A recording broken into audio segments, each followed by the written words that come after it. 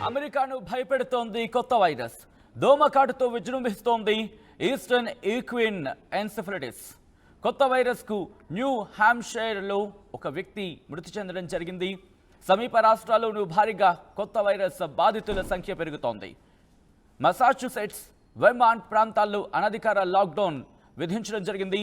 పార్కులు, పబ్లిక్ ఈవెంట్లపై నిషేధం విధించింది స్థానిక ప్రభుత్వం. హెలికాప్టర్లతో మందులు చల్లుతుంది. వైద్య సిబ్బందికి సంబంధించి కూడా అలర్ట్ చేస్తుంది. దీంతో పాటు ఈస్టర్న్ ఈక్విన్ ఎన్సెఫలైటిస్ సోకిన వారికి జ్వరం, తలనొప్పి, డయేరియా లక్షణాలు ఉన్నట్టుగా అక్కడ గుర్తించడం జరుగుతోంది.